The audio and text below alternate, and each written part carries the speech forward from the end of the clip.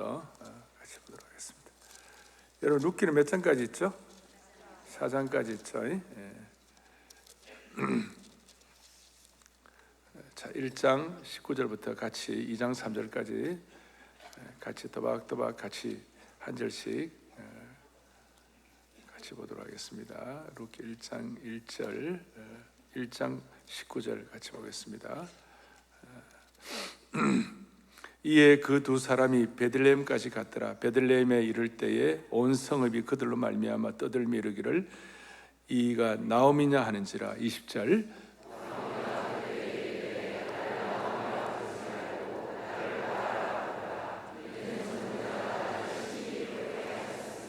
21절 내가 풍족하게 나갔더니 여호와께서 내게 비어 돌아오게 하셨느니라. 여호와께서 나를 징벌하셨고 전능자가 나를 괴롭게 하셨거늘 너희가 어찌 나를 나옴이라 부르느냐 하니라. 22절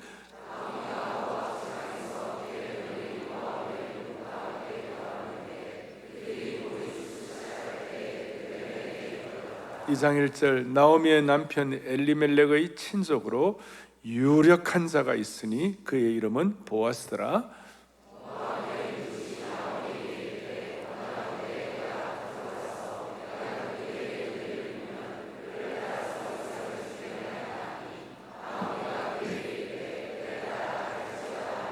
삼절을 다 같이 합독하겠습니다.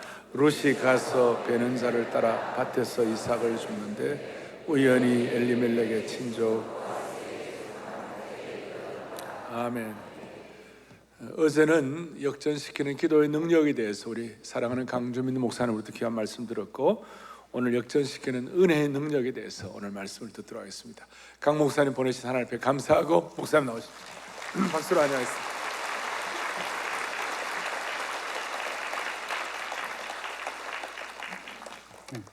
기도하겠습니다. 하나님 감사합니다.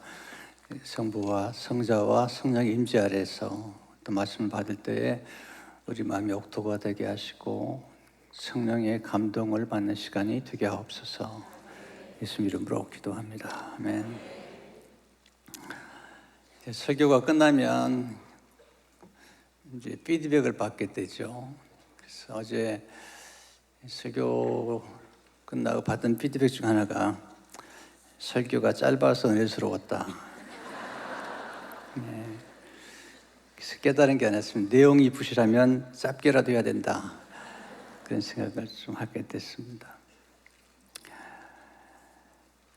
저는 역전의 드라마를 많이 좋아합니다. 왜냐하면 제 인생이 정말 초라하게 출발해서 바늘집 아들로 성장하고 또 대학에 갈 수가 없어서 상업고등학교로 들어가고 그런 여러 가지 스토리들이 제 삶 속에 있기 때문에 또 어려움도 많이 겪고, 그래서 역전의 하나님을 늘 사모하고 살아갑니다. 하나님 룻기를 통해서 역전의 드라마를 보여주십니다. 룻기는 드라마예요. 4장으로 되어 있지만 문학적으로도 아주 탁월한 드라마고 이스라엘 민족들이 오순절에 읽었던 드라마입니다. 또 선교의 드라마, 모압 여인 룻이 원래 이스라엘 총에 들어올 수 없어요. 모압 사람들은. 그런데 구원을 받고 또 보아스를 만나고 또 그리고 보아스의 엄마가 기생 라합인데 그 기생 라합의 구원이 연결되는 그런 구속의 드라마, 선교의 드라마입니다. 또 역전의 드라마죠. 아들 둘과 남편 잃은 여인 나오미와 남편 잃은 룻이 나중에 다시 해보게 되는 역전의 드라마입니다. 또 특별히 사랑의 드라마예요. 사랑의 드라마. 시어머니와 며느리의 사랑. 어려운 사랑이잖아요. 네, 아주 어려운 사랑입니다. 그래서 우리는 그 며느리들한테 물어봤더니 제일 좋아하는 여자가 하와래요. 왜냐하면 하와는 시어머니가 없기 때문에 좋다고 그래요. 얼마 전에 며느리가 시어머니 생신에 그 메시지를 보냈어요. 어머니 오래 사세요. 근데 그게 잘못 들어갔어요. 이게 가끔 잘못 들어가잖아요. 어머니 오래 사시네요. 당장 전화가 왔습니다. 그래, 내가 오래 산다. 우리가 살다 보면 이 시어머니와 며느리 사이가 너무 어렵잖아요. 네. 이번에 그 유영만 교수 책을 읽다가 이런 글을 읽었는데요. 조금 가슴이 와 닿았어요. 시어머니가 아프면 머리가 아프고 친정엄마가 아프면 가슴이 아프다.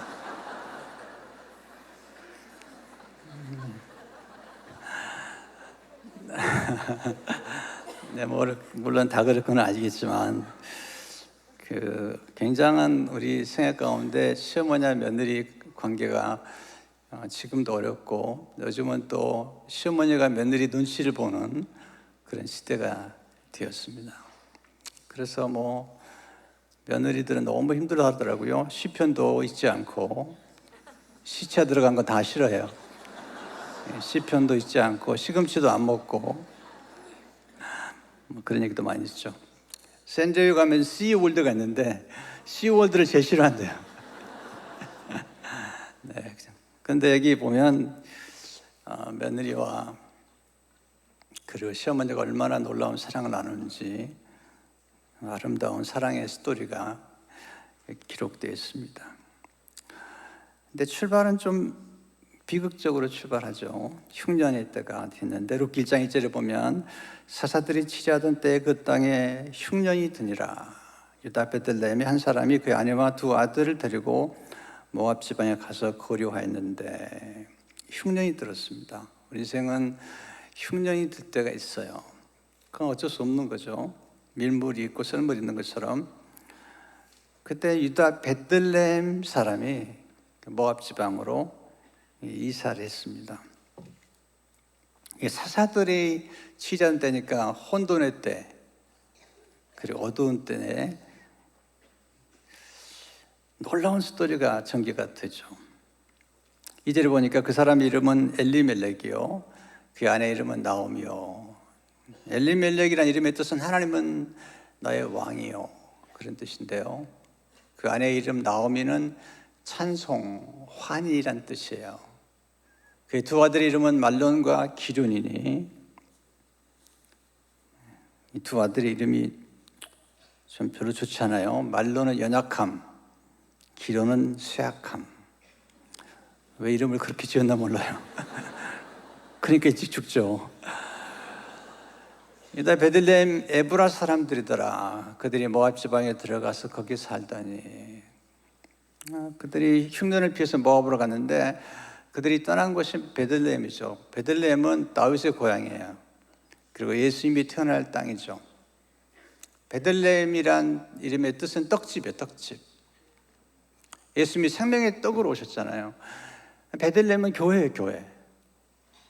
그러니까 떡집을 떠나면 안 되는 거죠. 특별히 교회가 줄 수 있는 가장 소중한 떡은 생명의 떡이거든요. 예수 그리스도의 생명의 떡이요, 참된 음료, 참된 양식을 줄 수 있는 것이 교회입니다. 여러분, 교회만이 줄 수 있는 게 있어요. 세상에 어디에도 줄 수 없는 것은 뭐냐면 예수님의 보혈과 예수님의 살, 예수님의 성찬. 생명의 떡, 생명, 영생, 구원은 세상에 주지 못해요. 여러분, 교회가 문제가 많다고 할지라도 여러분, 교회만이 줄 수 있는 놀라운 게 생명의 떡인데 베들레헴을 떠나면 안 되죠. 또 교회를 떠나면 안 되죠. 근데 모압 지방에 사는데 엘리멜렉이 선택한 그 길이 별로 좋은 것 같지 않아요. 3절 소절을 보게 되면 나오미의 남편 엘리멜렉이 죽고 나오미와 그의 두 아들이 남았으며 그들은 모압 여자 중에서 그들은 아내를 맞이했는데 하나의 이름은 오르바요. 오르바라는 이름의 뜻은 목이 곧다, 돌이키다, 그런 뜻을 가지고 있고요. 하나 이름은 룻이더라. 룻은 우정이라는 뜻을 가지고 우정. 그들이 거기에 거주한 지 10년쯤에 말론과 기론 두 사람이 다 죽고 그 여인은 두 아들과 남편의 뒤에 남았더라. 비극이죠. 그러니까 이 드라마를 하나님이 참 만드실 때 우리 인생에서 비극과 역경과 시련을 반드시 넣으세요. 그렇지 않으면 드라마가 되지 않아요. 드라마 속에는 항상 위기와 갈등과 음모와 그리고 절망이 있는 것이죠. 여러분도 예가 없어요. 하나님의 사람들 속에는 다 이런 스토리가 있는 거예요. 두 아들이 죽었어요. 두 아들이 며느리만 남았죠. 남편이 죽은 것까지는 괜찮아요. 아닌가? 아니네. 말 조심해야 되는데. 네, 남편이 죽은 것까지는 괜찮은데 두 아들이 죽은 건 진짜 힘든 거예요. 고개를 끄덕이는 분이 많으신데 이 남편은 남이었다가 님이 됐잖아요.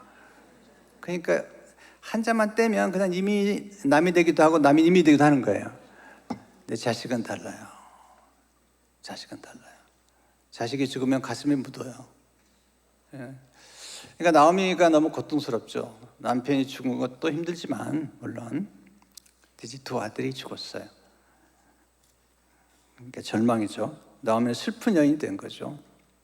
이름이 찬송과 환희라는 이름인데 슬픈 여인이 되고 말았습니다. 근데 거기서 인생이 끝나질 않아요. 여기 잘 보셔야 돼요. 하나님이 여기서 잠시 쉼표를 찍은 건데 우리는 쉼표를 찍은 자리에 우리는 마침표를 찍을 때가 많아요. 아, 이제 끝났다. 남편 죽고 두 아들 죽었으니까 끝났다 라고 생각하고 마침표를 찍어요. 이제 끝이야. 아니에요. 하나님이 쉼표를 잠시 찍은 건데 우리 마침표를 찍을 때가 많잖아요. 찰리 채플린이 그런 말을 했어요. 인생은 가까이서 보면 비극이지만 멀리서 보면 희극이다. 좀 더 전체를 봐야 돼요. 우리가 어떤 시련과 역경을 만날 때 너무 일찍 결론을 내리죠. 아, 망했다. 이제 끝이다. 절망이다. 근데 하나님은 아니래요. 어떻게 그러면 나오미와 루스의 인생이 이렇게 변화가 있게 되었는지. 실제로 돌이킬 때 새로운 전환점을 맞이하게 됩니다. 돌이킬 때 회개죠. 방향을 바꾸는 거죠. 다시 기회가 있어요. 인생이라는 게 그렇게 쉽게 끝나지 않아요. 제가 살아보니까 인생은 즐겨요. 그리고 사람도 즐겨요. 엠만에 죽지 않아요. 네, 여러분 새벽도 나와도 안 죽어요. 네, 분명히 말씀드리면 안 죽어요. 네, 즐겨요 사람이요. 인생은 쉽게 끝나지 않아요. 중요한 건 돌이키는 것인데 6절에 보니까 그 여인이 모압 지방에서 여호와께서 자기 백성을 돌보시사 그들의 양식을 주셨dam을 듣고, 이게 중요해요. 듣고 이 두 여자와 함께 일어나 모압 지방에서 돌아오려 하여. 들었어요. 하나님께서 자기 백성을 돌보셨다는 걸 들었습니다. 그리고 이제 돌이키는 것입니다. 듣는 게 참 중요해요. 믿음은 들으면서 오잖아요. 예. 근데 그 유대인에 전승하면 천사가 나오미를 찾아와 가지고 소식을 전해줬다는 전승이 있어요. 돌이키는데 이것도 은혜입니다. 여러분 돌이킬 수 있다는 것이 은혜예요. 네. 그러면서 이제 돌아오죠. 7절에서 9절에 오면 있던 곳에서 나오고 두 며느리도 그와 함께하여 유다 땅으로 돌아오려고 길을 가다가 나오미가 두 며느리에게 이르되 너희는 각기 너희 어머니의 집으로 돌아가라. 내가 죽은 자들과 나를 선대한 것 같이 여호와께서 너희를 선대하시기를 원하며 여호와께서 너에게 허락하사 각기 남편의 집에서 위로를 받게 하시기를 원하노라 하고 그들에게 입맞춤에 그들이 소리를 높여 울며 나오미와 두 며느리가 함께 울죠. 그리고 시어머니가 참 좋아요.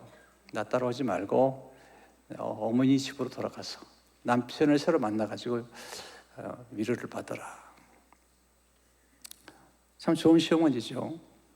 네, 며느리에 대한 관심, 그들의 미래에 대한 관심을 갖고 그리고 함께 울어요. 우는 게 참 중요한 것 같아요. 울어야 산다고 그러잖아요. 14절에 그들이 소리를 높여 다시 울더니 오르바는 그 시어머니에게 입맞추되 룻은 그를 부쫓았더라. 여기서 오르바는 모압 자기 고향으로 돌아가고 룻은 시어머니를 붙쫓았더라. 네. 돌이키는 게 중요하고, 두 번째는 선택은 결과를 낳습니다. 출발은 비슷해요. 오르바하고 루시, 시어머니하고 헤어질 것인가 따라갈 것인가. 근데 선택은 우리가 하는 것 같지만 결과는 우리 마음대로 되지 않아요. 루스의 선택은 영원한 선택이 되었고, 오르바는 이름도 없잖아요. 아직까지 제가 미국 생활하면서 오르바라고 이름하는 여자를 만난 적이 없어요. 루시라는 이름 많이 들어봤지만, 나오미라는 이름도 많이 들어봤고요.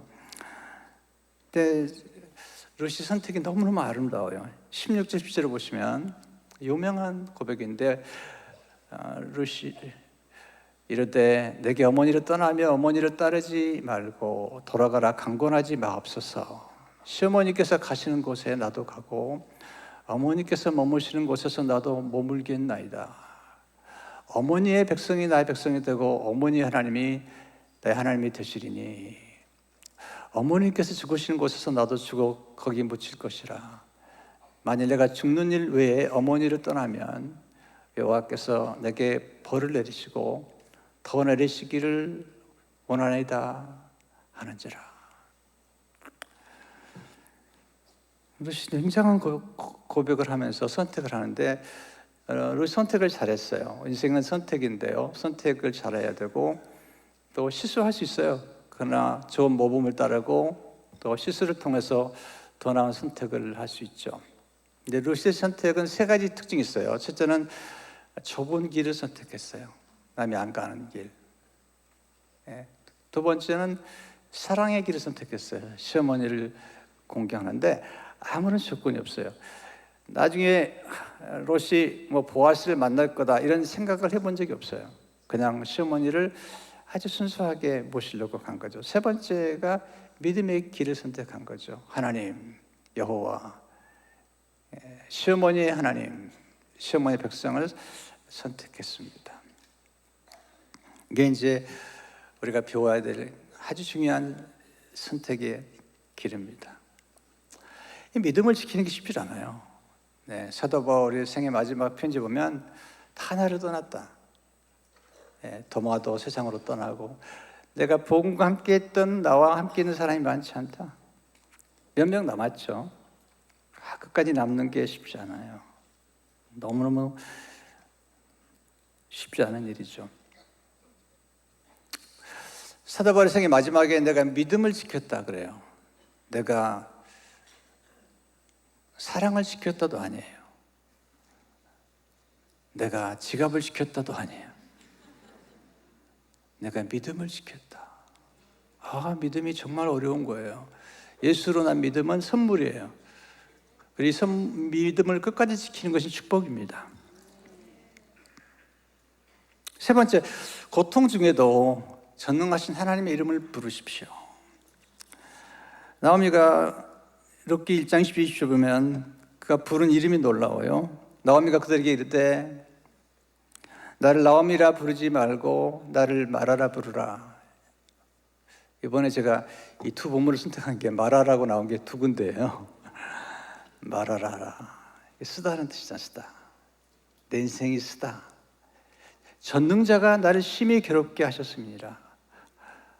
내가 풍족하게 나갔더니 여호와께서 내게 비어 돌아오게 하셨느니라. 여호와께서 나를 징벌하셨고 전능자가 나를 괴롭게 하셨거늘 내가 어찌 나를 나오미라 부르니라 하니라. 그냥 인생이 쓴 인생이 된 거죠. 나오미는 환희, 기쁨, 찬송 그런 뜻 인생인데 쓴 인생이 되고 말았습니다. 근데 저는 이 본문을 묵상하면서 가장 놀라운 소망은 뭐냐면 이 나오미가 부르고 있는 하나님 이름, 하나님 이름, 여호와란 이름은 언약의 하나님이었어요. 언약을 지키시잖아요. 그 다음에 나오는 이름이 뭐냐면 전능자라는 이름이에요. 전능자. 샤다이, 전능자. 하나님은 전능하시다. 엘샤다이. 하나님이 아브라함에게 나타나셔서 나는 전능한 하나님이다. 99세에 나타나셔서 나는 전능한 하나님이기 때문에 내게 아들을 주겠다. 사라에게 아들을 주겠다. 사라가 웃죠. 네. 왜 웃느냐? 안 웃었습니다. 웃었다. 하나도 재밌어요. 나중에 네가 그렇게 얘기하는데 네 아들 이름을 이삭이라고 해라. 이삭 이름이 웃음이에요.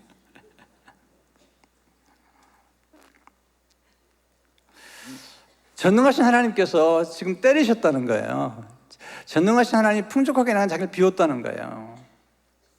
전능하신 하나님께서 자기를 괴롭혔다는 거죠. 내려가게 하셨다. 제 인생에서 참 목회를 하다가 내려간 경험이 있어요. 2006년부터 9년까지 참 괴로웠어요. 너무너무 힘들었어요.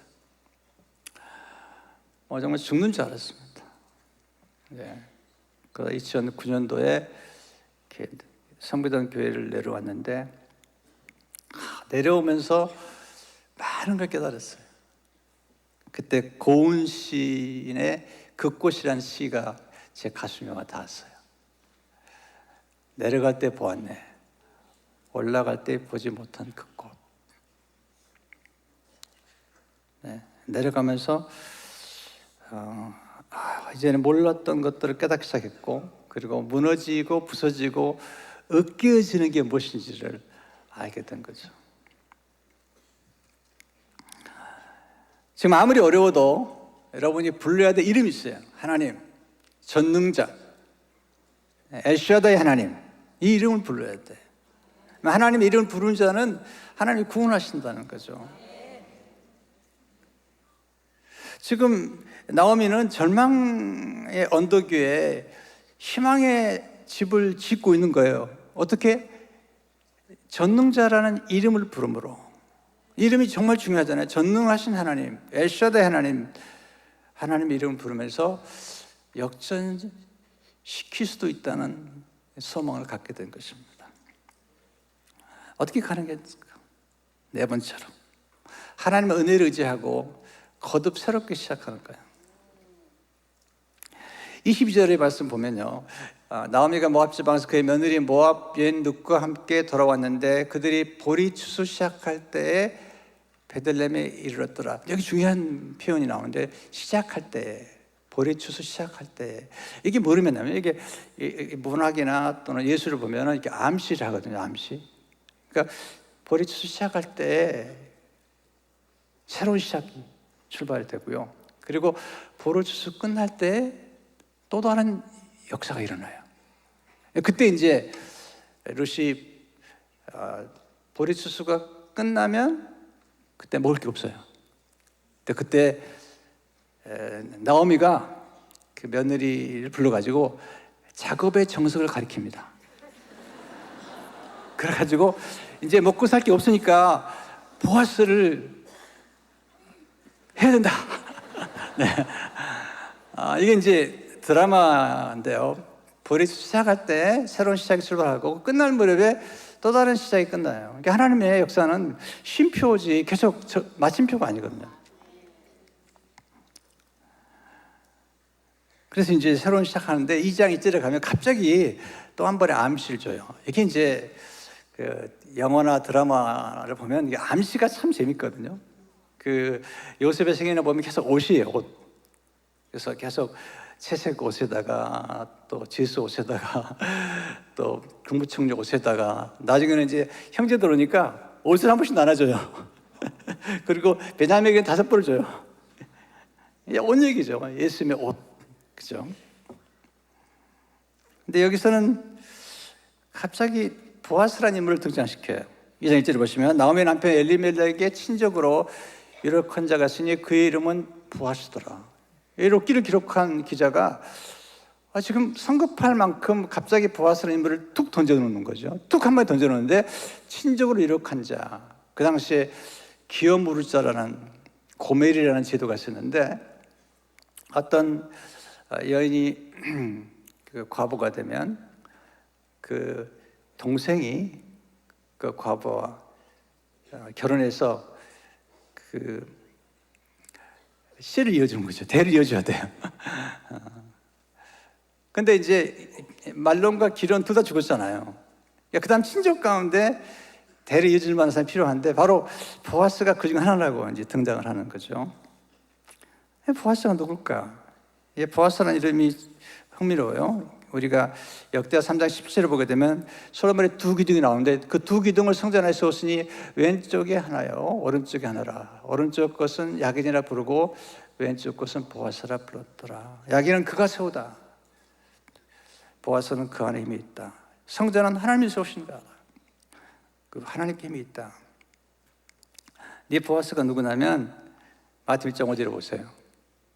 살몬은 라합에게서 보아스를 낳고, 라합은 기생이잖아요. 근데 정탐꾼 중에 한 사람이 살몬이었을 거라고 그래요. 그게 라합이 정탐꾼을 살려줬잖아요. 그래서 나중에 살몬과 라합이 결혼한 거죠. 근데 라합은 기생이었고 가나안 여자였어요. 근데 보아스를 낳은 거죠. 이 보아스가 굉장히 훌륭한 인물이었대요. 인격적으로 훌륭하고 신앙적으로 훌륭한데 이 보아스가 늦게까지 결혼을 못했어요.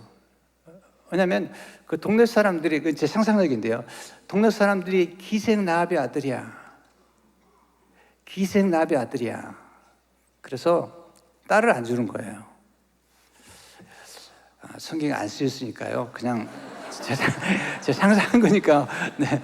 그래서 나이가 들었어요. 사람은 정말 좋은데. 네. 근데 보아스는 나중에 결혼해서 르sek에서 오벳을 낳고, 오벳은 이세를 낳고, 이 스토리가 나오는 거죠.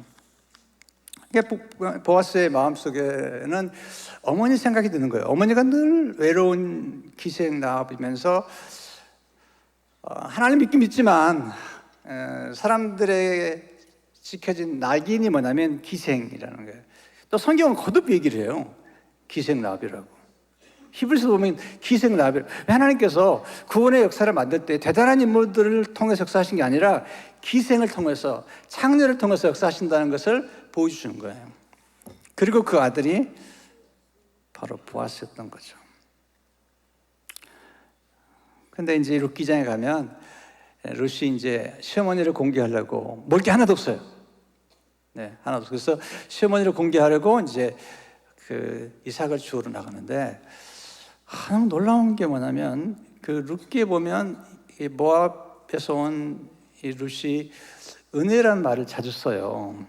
룻 2장에만 해도 은혜라는 말이 여러 번 나오는데 2장 2절에 보면 모압 여인 룻이 나오미에게 이르되 원하건대 내가 밭으로 가서 내가 누구에게 은혜를 입으면 그를 따라서 이삭을 죽겠나이다. 아니 나오미가 그에게 이르되 내 따라 갈지어다 하며. 그러니까 지금 먹을 게 없으니까 은혜를 사모하면서 이삭을 주우러 가는 거죠.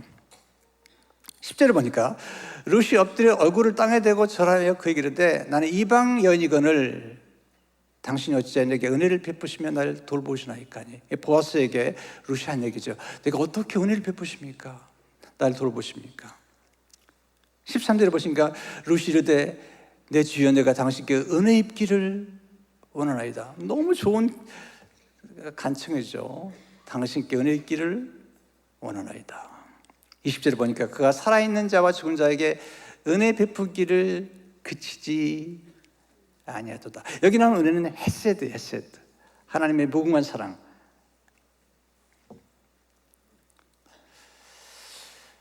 여러분 우리가 어떻게 다시 시작할 수 있죠? 다시 시작할 때는 은혜를 붙잡고 시작하셔야 돼요. 은혜란 전혀 받을 자격이 없는 자에게 베푸신 하나님의 호의인지. 무슨 정말 지혜로워요.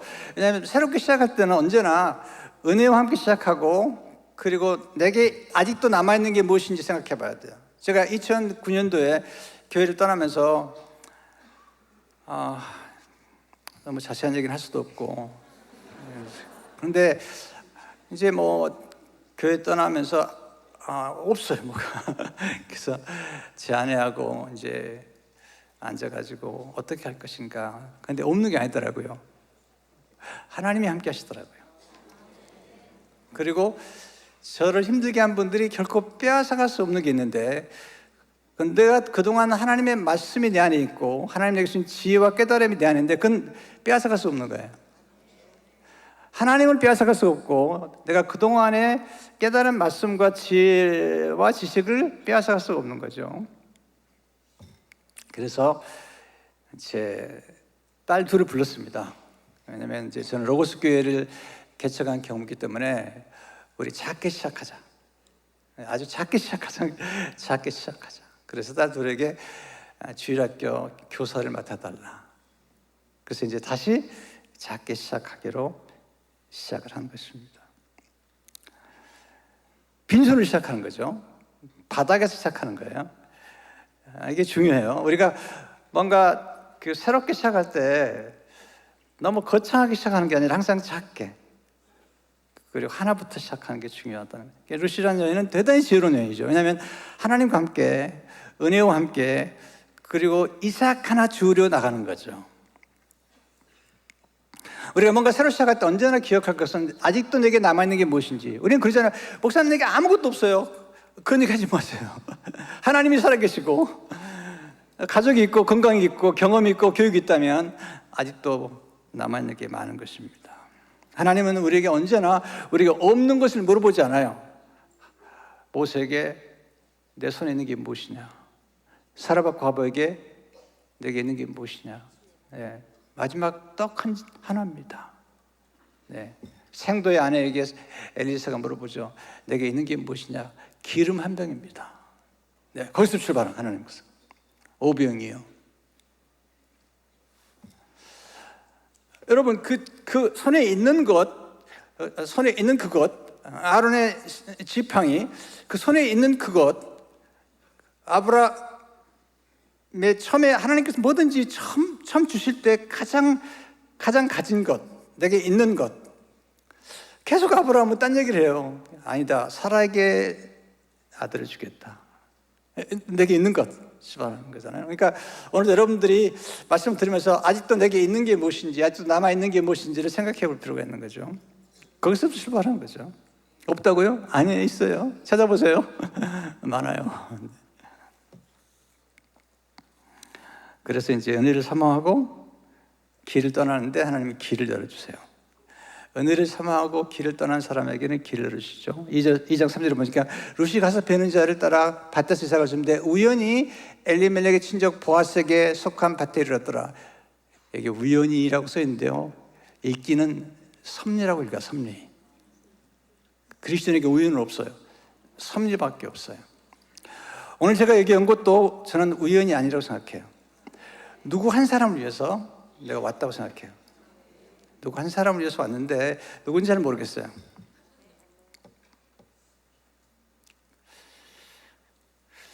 그런데 놀라운 것은 하나님께서 이삭을 주러 나가고 있는 이 룻을 인도하고 계시다는 거죠. 어디로? 보아스의 밭으로.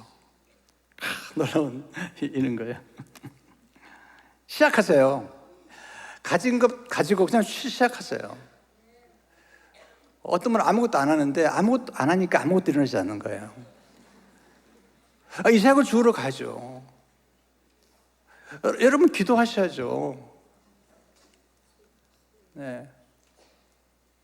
어떤 분이 하나님 기도해서 하나님 복권 한 장만 당첨되게 해달라. 복권. 계속 기도하는 거예요. 복권 한 장만. 40일에도 응답이 없는 거죠. 하나님 찾아오셨어. 하나님이 찾아와서 너 복권 당첨하게 해달라고 기도했는데 내가 하나 부탁이 있다. 복권 하나만 사다오.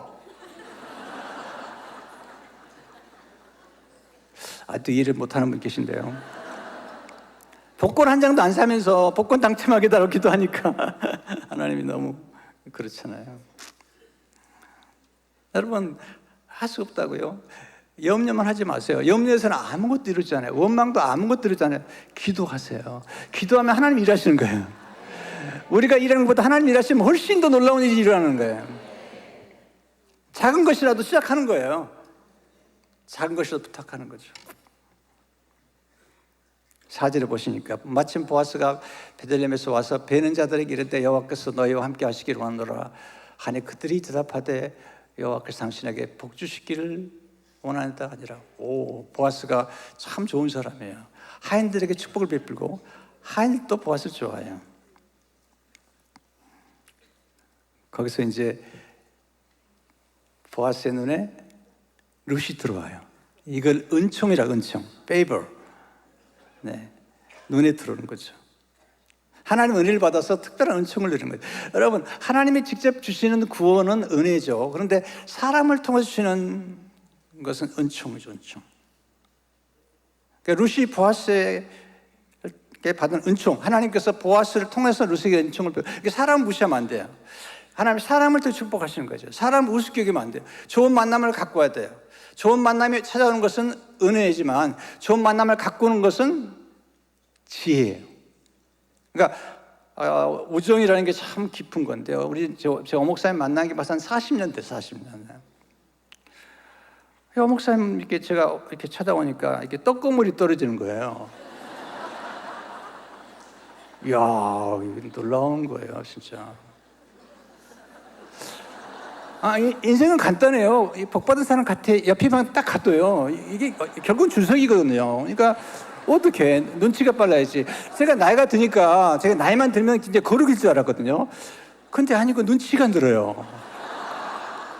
아니, 목사가 실력 없으면 눈치라도 있어야죠.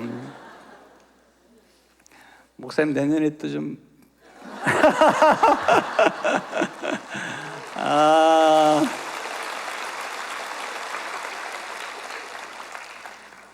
우리 교인들이 들으면 좀 화날 것지 몰라요. 목사님, 저도 먹을 만큼 살아요. 네. 그런데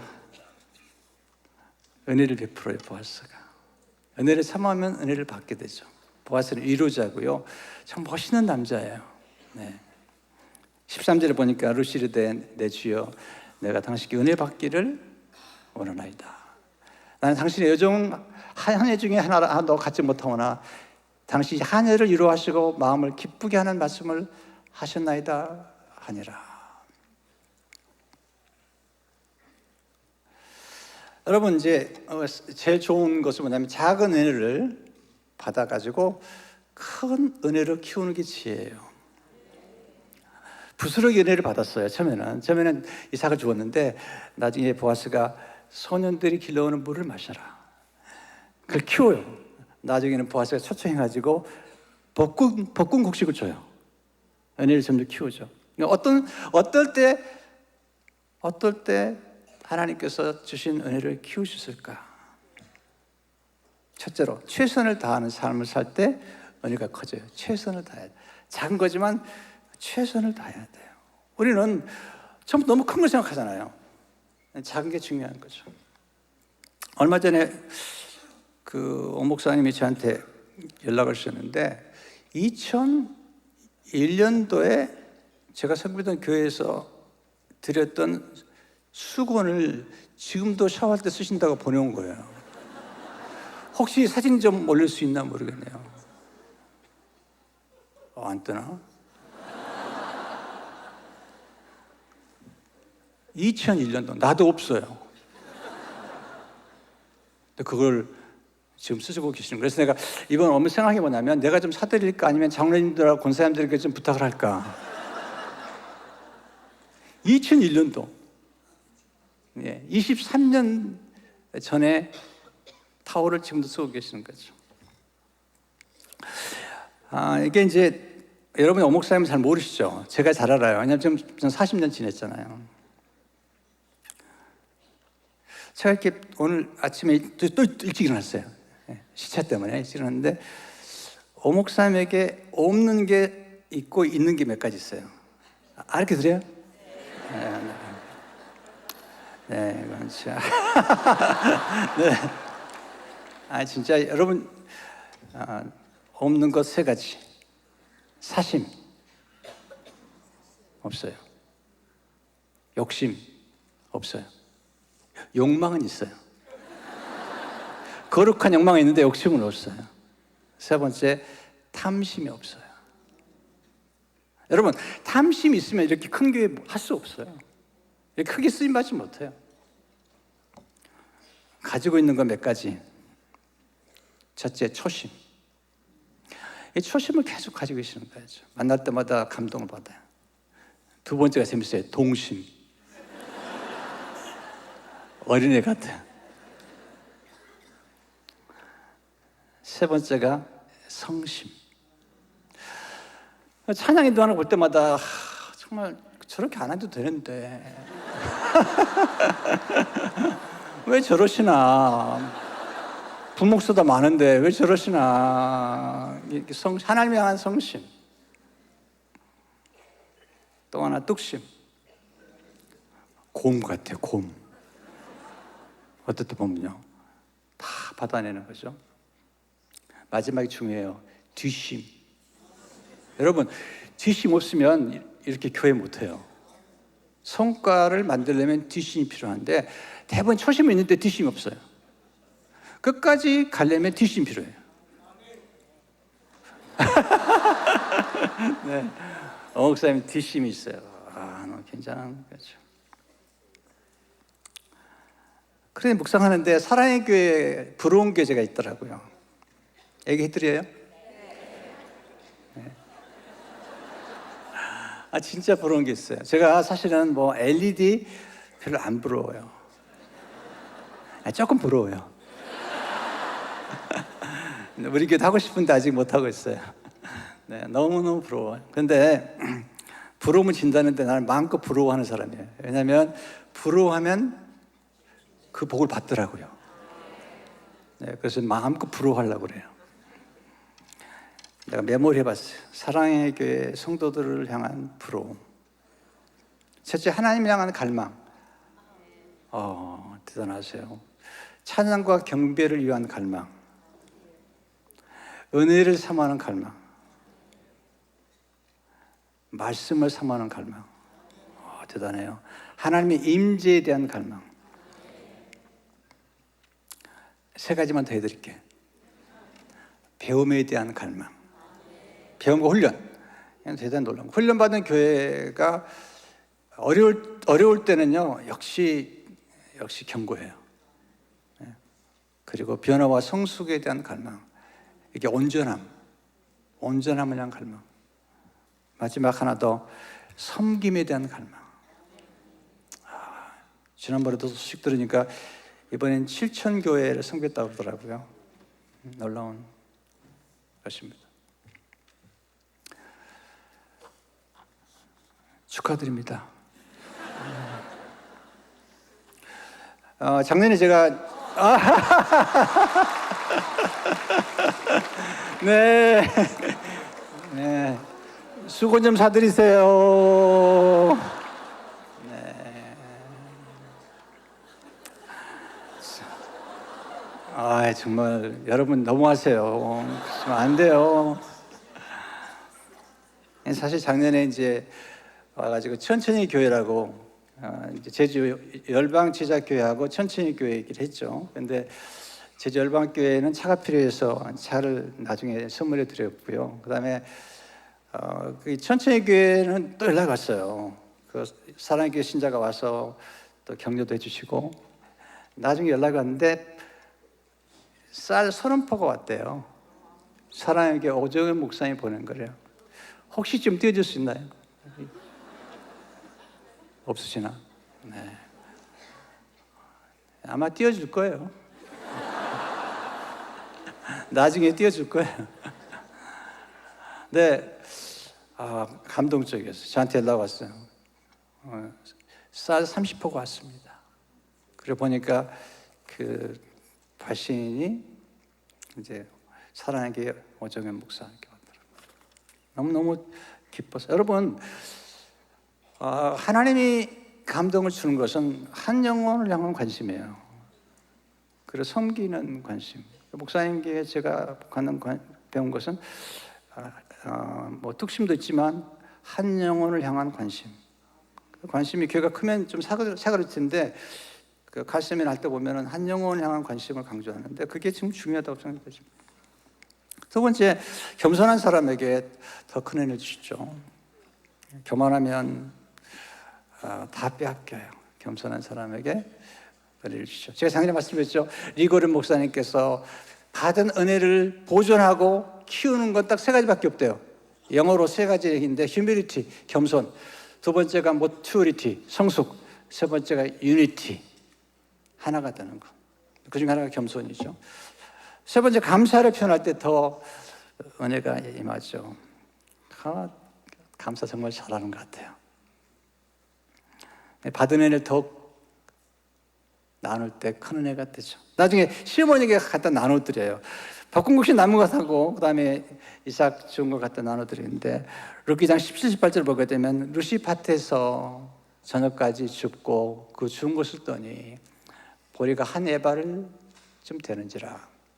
그것을 가지고 성읍에 들어가서 시어머니에게 그 주운 것을 보이고 그러니까 배불리 먹고 난 것을 내어 시어머니에게 드리매 시어머니에게 나눴잖아요. 물어보죠. 어느 밭에서 주었느냐? 룻이 참 착해요. 어머니 그냥 드시긴 하세요. 그런 게 아니라 보아스의 집이에요. 밭이에요.